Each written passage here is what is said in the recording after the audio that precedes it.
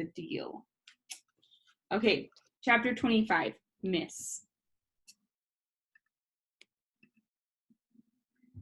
Mikkel decided to get it over with. Even though Grandma said dinner was in an hour, we biked to her house. And of course, my bike squeaked every time I pushed on the left pedal. The houses on her street had so much detail. Brick, stone, and wood placed just right, with windows of all shapes and sizes, spires, and gables on the roofs. Definitely something I wouldn't have noticed before I got my new eye. I recognized Mikkel's home, and we dropped our bikes and made our way up the front walkway, past the fountain that wasn't turned on, and in through the huge front doors. The house was quiet except the ticking of some clock in another part of the room. It was interesting to see where the furniture usually sat when the place wasn't set up for a movie party. It reminded me of a house on TV, very fancy, like nobody actually lived there. Like a waiting room at the doctor's office. We slipped off our shoes again. Thankfully, my socks didn't have holes in them. Have a seat, Mikkel said, gesturing toward the fancy family room.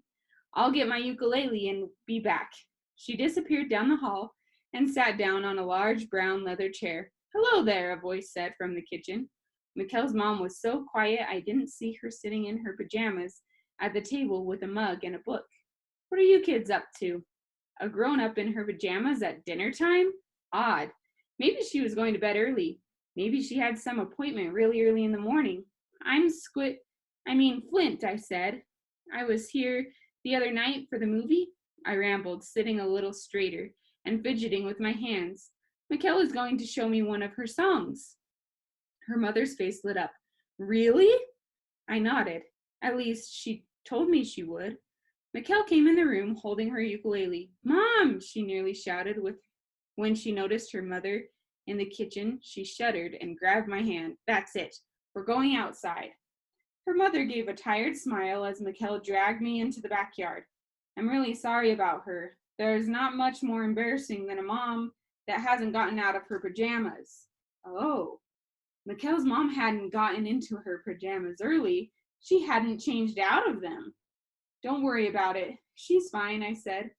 I had never seen that before. My grandparents were always up and dressed before I was really awake. Mikkel looked at me and shook her head. Hadn't we just done this at my place?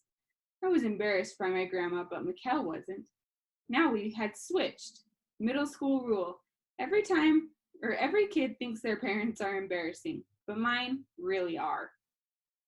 I could see Mikkel's mother from where she sat, looking out a big kitchen window at us. My grandma's hair is fake blonde, and she was wearing her work uniform. Mikkel suppressed a smile. Your grandma was really nice. My mom's depressed. She can't even be a mom right now. I swallowed hard. A mom who couldn't be a mom was something I knew too well. Probably a lot more than Mikkel. Sorry, was all I said. I couldn't help but glance once more at her mom, who was still watching from the window and holding her mug with both hands. It was time to change the subject. I could sense it. I gave her a big smile. Let's hear your song, she nodded, sat against the patio table, took a deep breath, and began strumming. I pulled a chair out so I could watch her, strumming, and more strumming.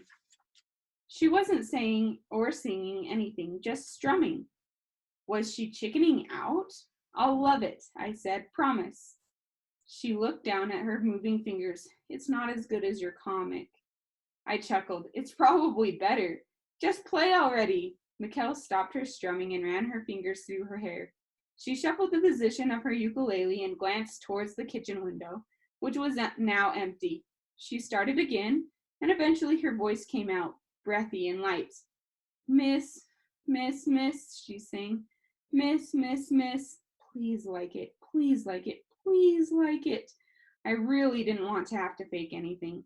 I wasn't very good at faking. Her voice became fuller, each note right on pitch. The last note, she even moved it up and down like singers on the radio. She sounded good, and the ukulele blended right in. Miss, she drew out the words long and lonely before going into her first verse. You can miss a train or the rain or your chance to explain. You can misspell, mismatch, miss your love, miss a catch. Her words had a beat and melody that moved along well together. Miss a chance for romance, miss it all by happenstance. Misjudge, mistreat, miss the turn down the street. She changed rhythms longer and slower. Don't misunderstand. You can miss all you've planned. The strumming calmed, she closed her eyes. And I can miss a smile, I can miss a laugh. And all this missing feels like I'm only half the person I once knew. She paused and sang beautifully soft, a little quiver in her voice. I miss you. Obviously, it was about Danny.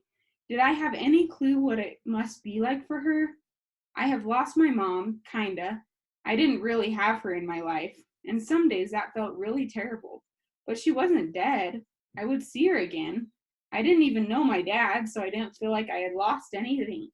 I had lost friends like Gavin and the other boys I used to play with, but again, they weren't dead. Losing Danny would be a million times harder. It's really good, I whispered.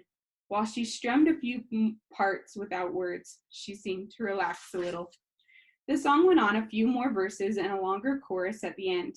There was no way around it. Mikkel was talented. Her rhymes were clever and her voice was hypnotizing. And I had never heard anything like it. She had a style all her own. Really, really good, I said. When it was all done, and it's so you, the way you rhyme and everything. Thanks, she said, a little red on her tan cheeks. Danny kept telling me to make my songs more like me and less like the songs on the radio. Well, it sounded like you, I said, and I'd put it on the radio. I looked away for a moment. I'm sorry that you miss him so much. She nodded, but I guess that's also a huge compliment to him. I said, you really loved him. If you didn't, you wouldn't miss him so badly. She nodded again. I guess you're right. You should totally do it, I said. What? She said. The song. You should sing it in the talent assembly. You should try out. And then they'll definitely pick you. And then you should sing it in the assembly. She dropped her head. I still can't do it. It's one thing to sing in front of one person and a whole different thing to sing for hundreds of people who aren't sure they want to listen to you. You're totally right, I said. At least I think you are. I haven't sung in front of anybody since our third grade America is Great program. I brought my hand to my chest. Mikkel set down her ukulele on the table and chuckled. She had to do this. I wasn't going to let it go until she agreed. But can you imagine how happy that would make Danny for you to show everyone what you can do? Maybe, she said. When are tryouts? Thursday, she said. They've been announcing them for weeks. Right, I said again. I should probably pay attention to announcements. I tend to tune them out. I punched my open hand. You can do this. Maybe it sounded cheesy. If it were a line in my comic, I would try to think of something more original, but I meant it. And that was enough for now. She looked up, her voice trembling. She said, maybe. All right, that's the end of chapter 25. Okay. Let's read another one. I know. Tomorrow we will.